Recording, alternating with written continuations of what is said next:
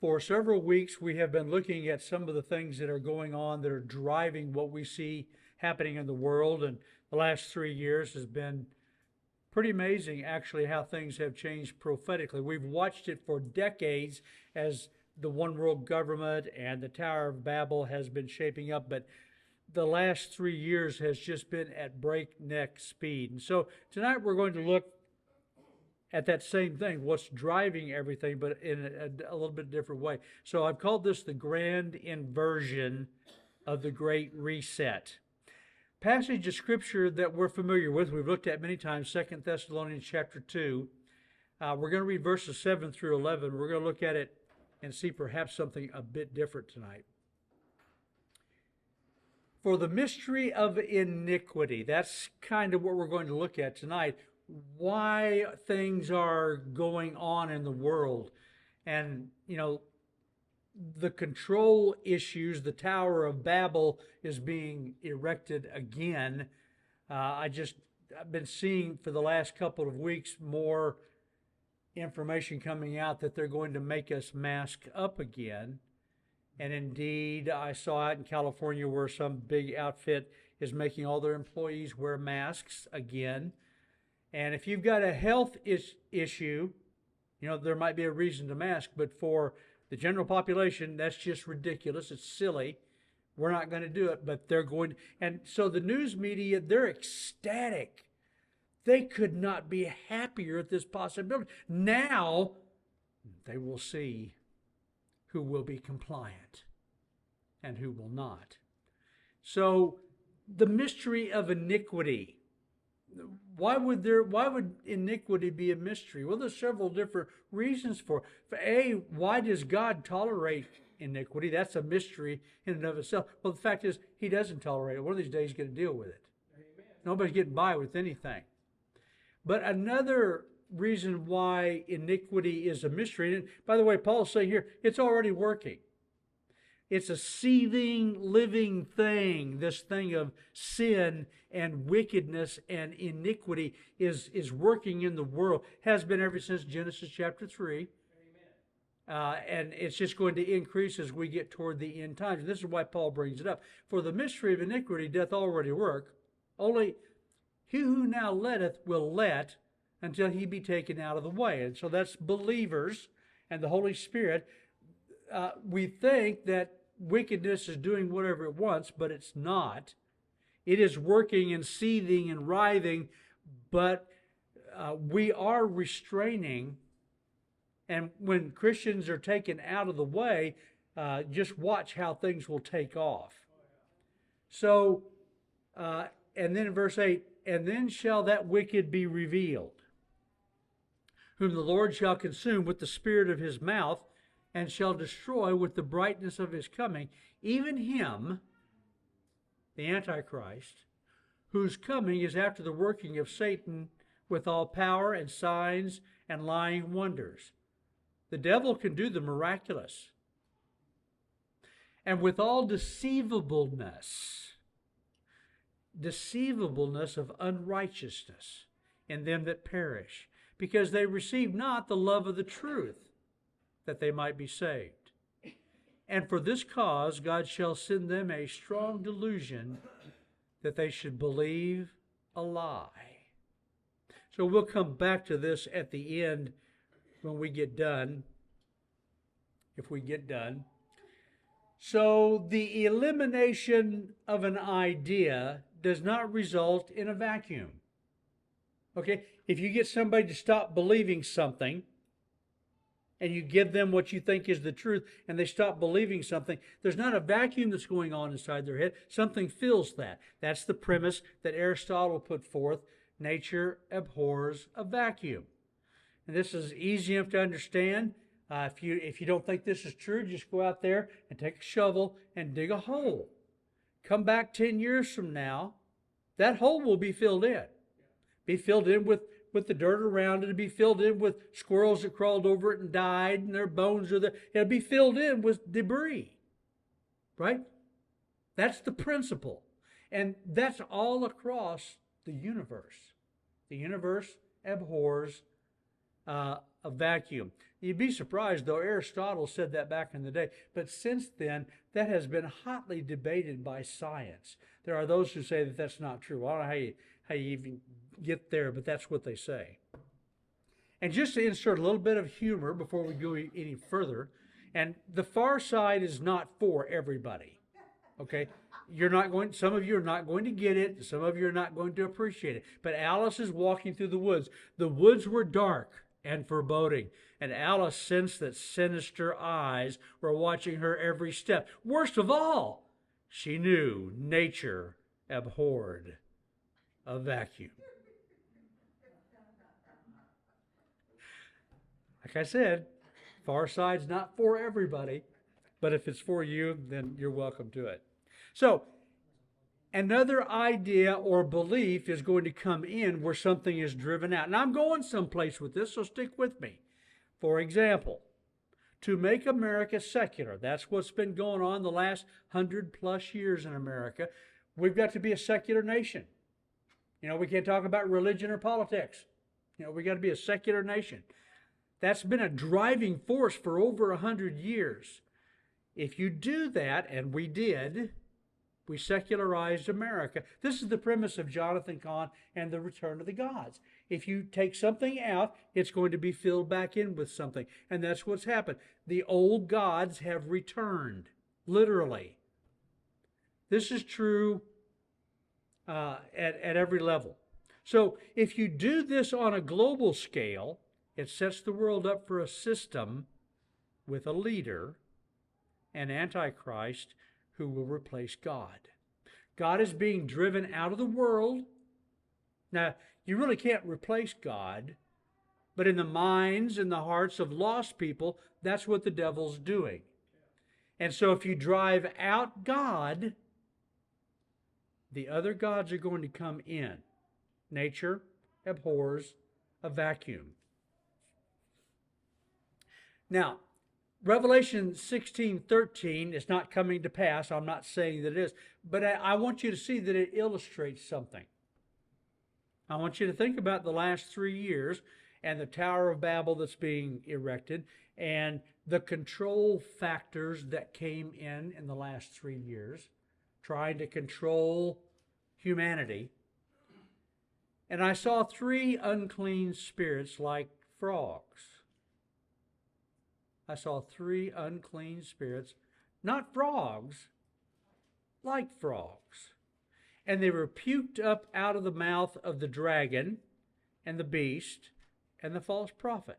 Remember last week we talked about how the devil has his, he imitates everything God does. So here we have the unholy trinity during the time of the tribulation, the dragon, which is the power behind it, and the beast, the governmental authority, and the false prophet, the religious authority. So out of their mouth come these 3 frog-like things. Now, is it my imagination, or all the depictions of aliens have this kind of look? So I'm not crazy. I may be wrong, but I'm not crazy. So I think there may be something here. I don't know it, but these frogs that come out of the mouth of these 3 have a purpose. There's a reason why they come out, and I think in what they're going to do gives us an indication that they may well be aliens.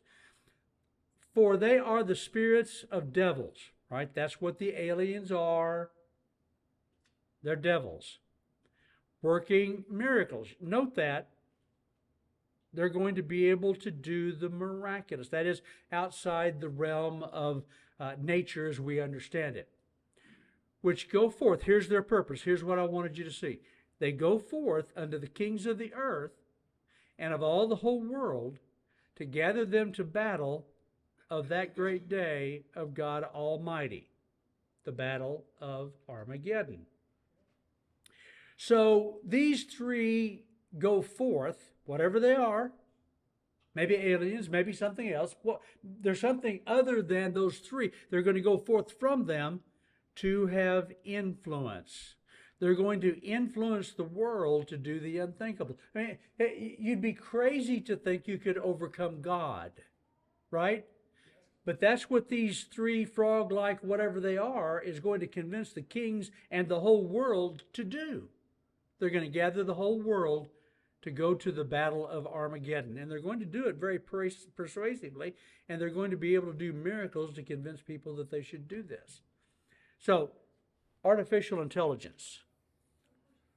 In some way, and I think in a big way, it's going to play a part in all of this. We've talked about this in the past.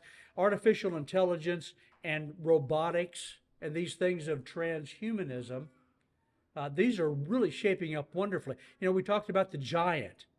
They're building these giant statues. So one guy in one place, thanks to artificial intelligence and satellites and all of that, one guy in one place can speak, and this giant here and there and here and there all over the world will appear to speak and move. And that is what the Antichrist is going to do. He's going to set up his image in the temple, and he's going to have the power to make it appear that it's speaking, and he's going to cause the whole world to bow down and worship.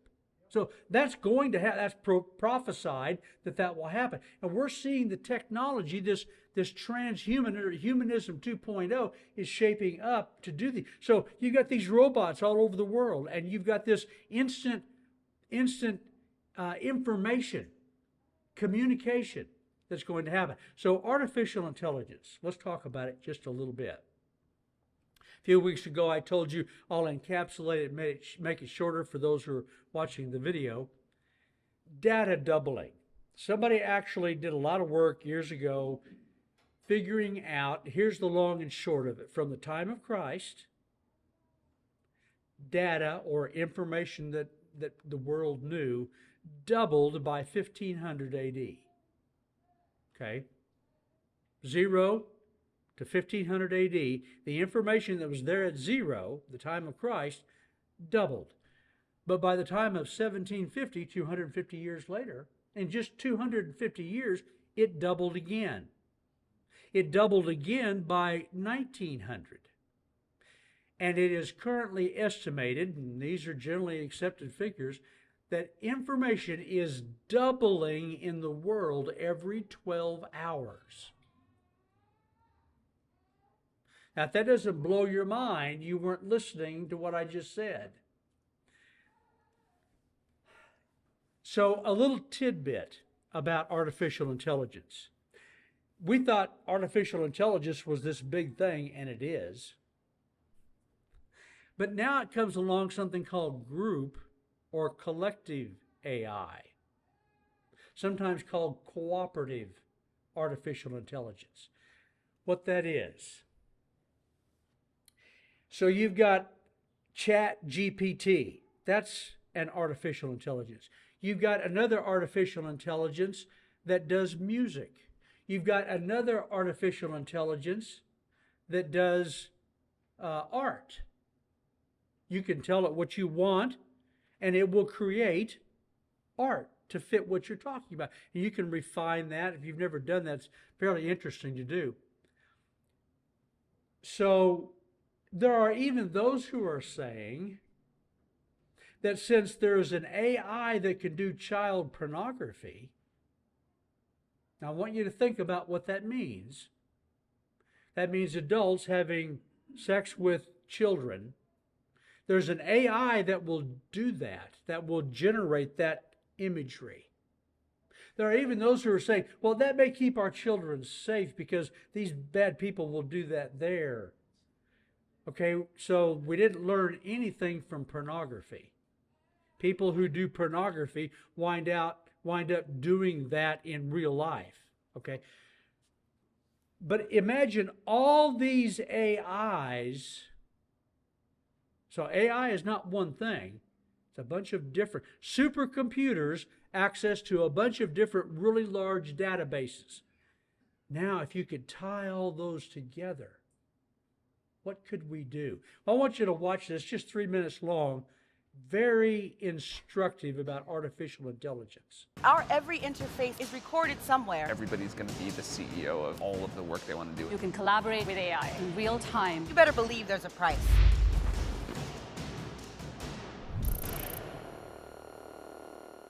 Simply defined, collective intelligence is the idea that many minds are better than one. We've all heard two heads are better than one. It's the same idea.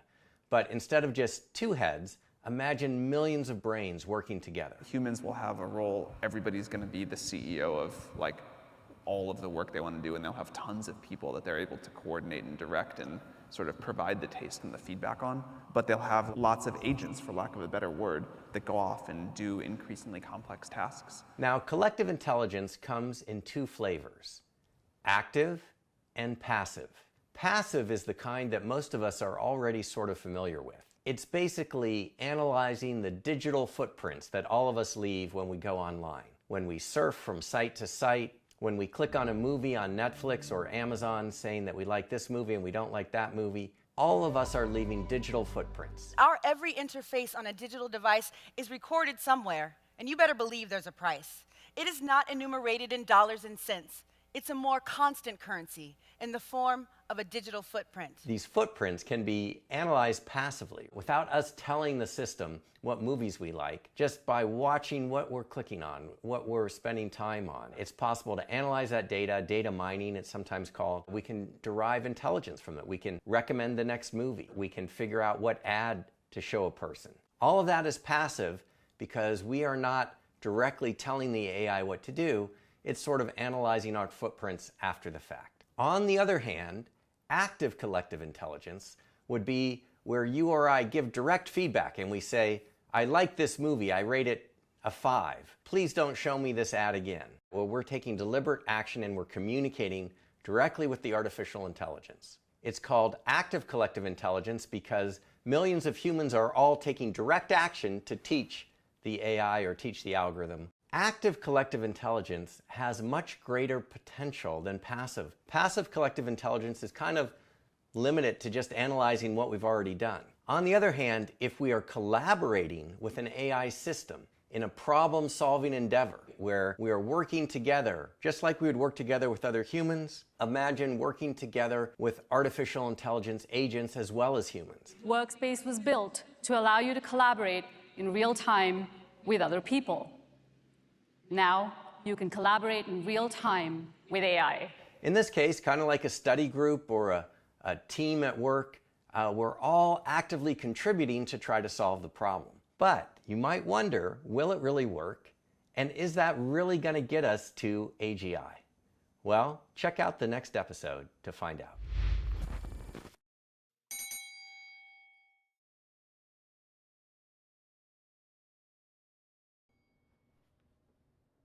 So you all, if you have a phone, a smartphone, if you get on Facebook, on YouTube, if you have Gmail or some other form of mail like Gmail, you have been participating in this whether you knew it or not.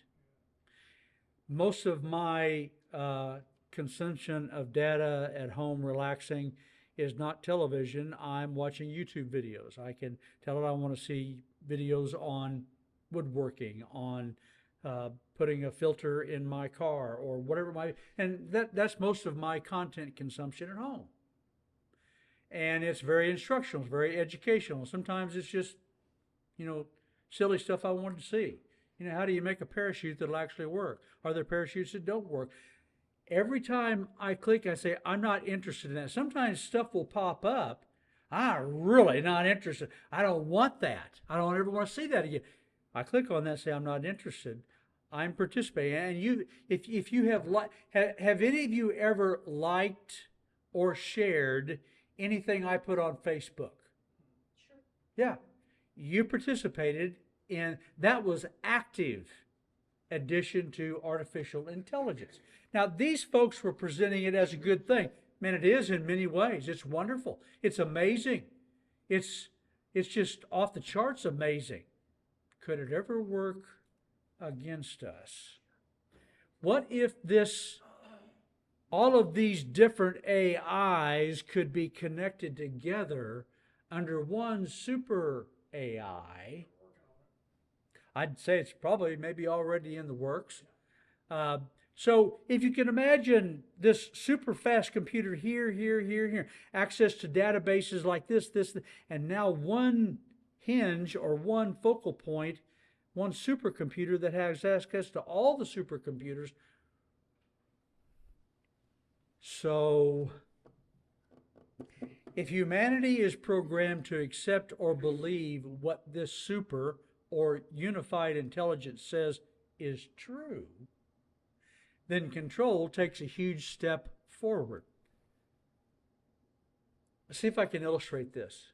And by the way, this is where this is going. This is not just my ruminations. Okay, so they're going to make us mask up, right? It's dangerous to be around people, right? Therefore, elections are dangerous things. And we really don't need to gather and cast a vote. They already know how I'm going to vote. AI already knows how you're going to vote. You may not like that, and you may reflect that, but I'm telling you, they already know how every one of you will vote. If you like something Trump said, if you like something on Facebook that somebody said Trump said, I'm telling you, they do know how America will vote. Now, you may not like that, but it's true. Now, if you accept that that's true, then it's easier for you to accept, I really don't need to cast my vote. You don't need to cast your vote. They already know. And I would argue that pretty accurately, I would say AI can determine the next election, how it will go. Here's the problem. Let's say it accurately determines that Trump is going to win. But since this is all digital, all they have to do is flip an electronic switch and lie about it. You see how we're already sold down the river? I think that happened in 2020. Yep. It's just fleshing out now. It's just becoming realities now. And there's no sense in getting freaked out about that, because this is where things are going, and you're not going to stop it. No. What we need to do is figure out how to let this little light shine in the midst of the darkness. Amen. So let me take it to another level that you won't like. Of course, I had to throw in there, Pilate's question is just as relevant, maybe more than ever. What is truth? Now, I have come to the conclusion, I shared with you my confession. Conspiracy theories, I was pretty anti-conspiracy theory 3 years ago. Now, I'm thinking it's a heads up on what's the truth. Amen. Every bit of it. So, Hawaii. Not Hawaii, Hawaii. There was a conspiracy theory that it was a directed energy source that started that fire. A military something. Okay? It wasn't. Probably. Maybe. I do know this. Will Kane, who is one of the weekend guys, a great guy on Fox. I don't watch Fox anymore, but I really watch them on the weekends. Will Kane, he was talking about a friend of his in Hawaii who had been hired. He had a drone business. He was hired to go out and film this certain area.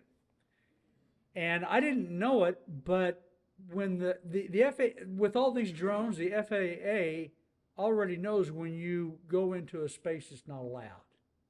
Oh, yeah. And so this guy inadvertently did that, went to the place where it actually began. And he was immediately notified, put it down. Well, he was staging out of a parking lot, I don't know, a school or something. He put it down, and a couple of agents showed up and said, "You can't do this." Now, I wasn't curious before. I'm a little bit curious now. I think the long and short of it, I think it's as simple as electrical wires started the fire. They made such bad decisions because, I mean, we're all about climate change, and so they make a really dumb decisions about, what needs to be burned out, what doesn't need to be growing, and all that. They made a bunch of really bad decisions coupled with that, and they burned down pain off the charts. Okay, but we can blame it on, hey, wouldn't that be convenient if we actually had a thing that we could blame it on climate change? That wouldn't be a total loss, would it?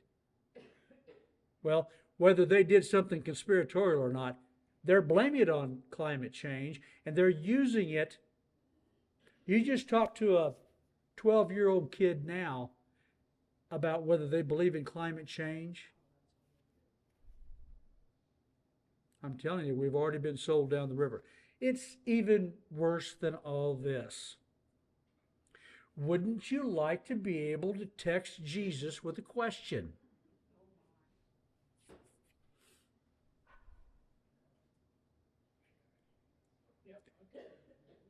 I hate WorldNet Daily so bad.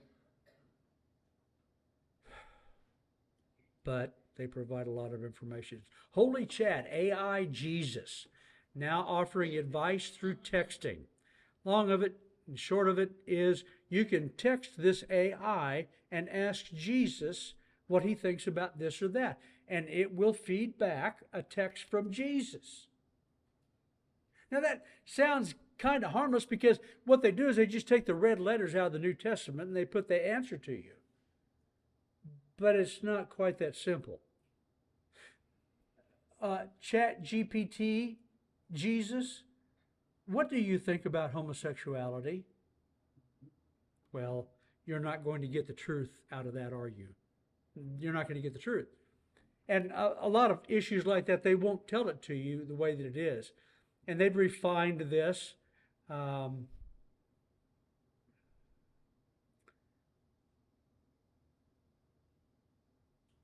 lost my place. So you can chat with Noah, you can chat with John the Baptist, you can text with them and you get answers. So ask Jesus, what's a good Christian? He will say, those who profess faith in me, but also follow my teachings and embody them in your life. Sounds good enough, but let's ask Satan. Let's text Satan and see what he says. Think you're going to get the truth there?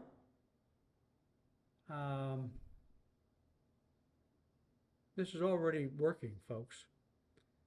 So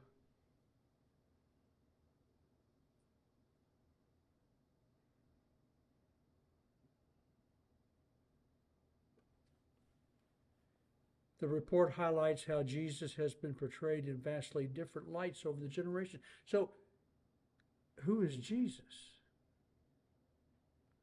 The report noted there's been a brave and tough Jesus, a Hindu Jesus, a black Jesus. Pilate's question is pretty good. What is truth?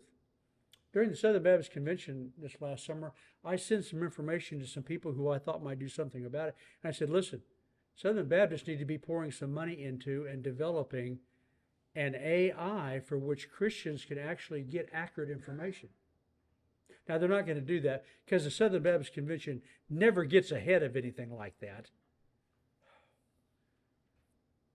But they should, because you can see this is a competing thing now for truth.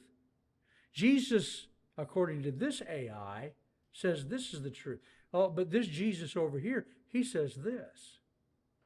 So you can see how this gets complicated, yes. It is exactly the same, just a different color, what you have access to and who's it being filtered by. Yeah. And so conservatives are being shadow banned, Facebook, YouTube, X, all of that. How long is it going to be before we all, and all of your prophecy people that you listen to, they have retreated to their own websites to provide the information because they get shadow banned.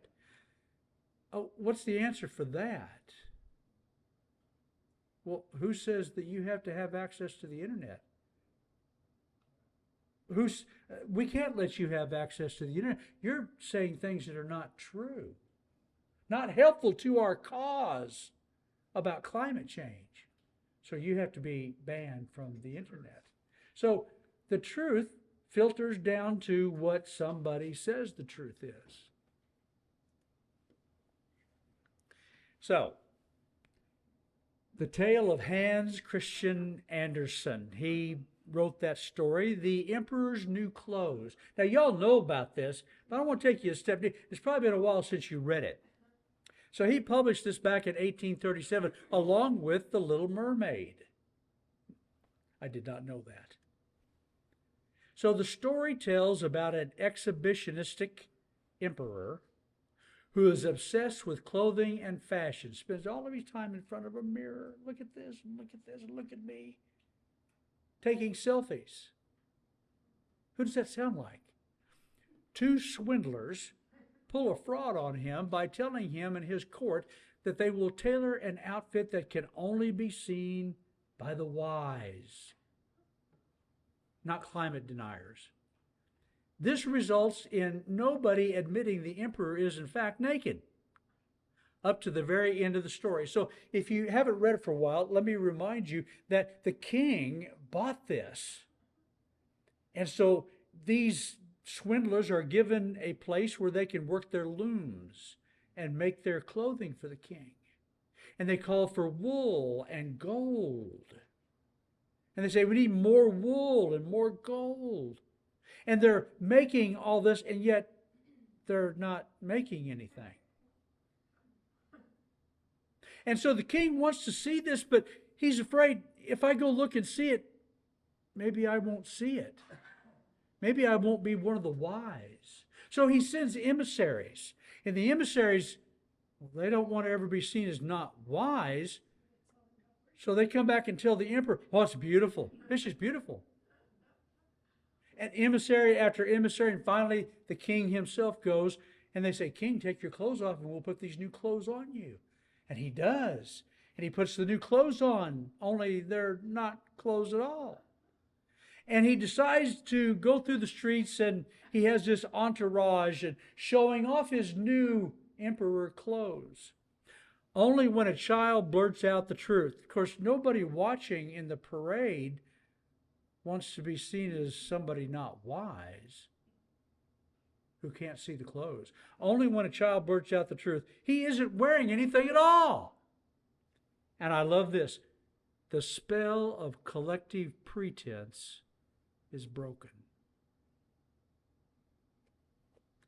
Do you know what the difference today with that story? People are saying the emperor is naked. It doesn't matter. The spell cannot be broken. Can't be broken. We've reached a point. So the communist way of taking over a country, their playbook says, do your work, get the children, work in the universities, and take all media and make it all work towards that end. And finally, you'll reach a point at which, in the society, if you could sit down with somebody and show them the facts about something where they're wrong, doesn't matter. You've reached that tipping point. The country belongs to the communist. We've already reached that point. We're already there. So from last week, you might remember we talked about all the different ways that the devil is an imitator, a copycat. And the last one we looked at describes today wonderfully. Isaiah 5:20, his code of morality.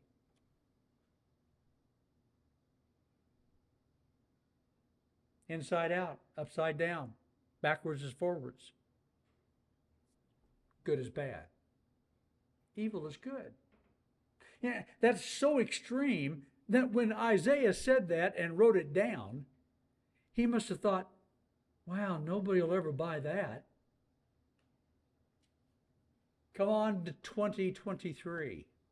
And here we are. So I've called this the grand inversion of the Great Reset. Why would a successful group of companies, Budweiser, Disney, I mean, they had the golden goose, Target, all these. Why would they come to believe that the emperor's clothes are beautiful? The green monster is what I've called it. Climate change, electric vehicles. I love what somebody said. I forget who it was. Now I reposted it. And so now they know I think this way. Electric vehicles should only be able to be powered by solar-powered energy. Yeah. I'd be down for that. Stop taking my electricity that I need for my lights. Make your own electricity. Why would somebody come to the place where they think we have to stop eating meat and eat insects? Who would buy this stuff? And yet the world is buying it. We talked about how this is all going to end last week. I want to take that a step further as we bring this to a conclusion. Back to our text, 2 Thessalonians chapter 2 and verse 11. We read, "And for this cause God shall send them a strong delusion, that they should believe a lie." Think Romans chapter 1. They did not give God his due place, and they began to do natural sins, and then they began to do unnatural sins. And so God turned them over to their sin. Basically, God said, you want that? Good luck with that. Let's see how that works out for you. And that's where we are today. So the strong delusion that they might be damned who believed not the truth, but they had pleasure in unrighteousness. So who's responsible for their damnation? God is not willing that any should perish.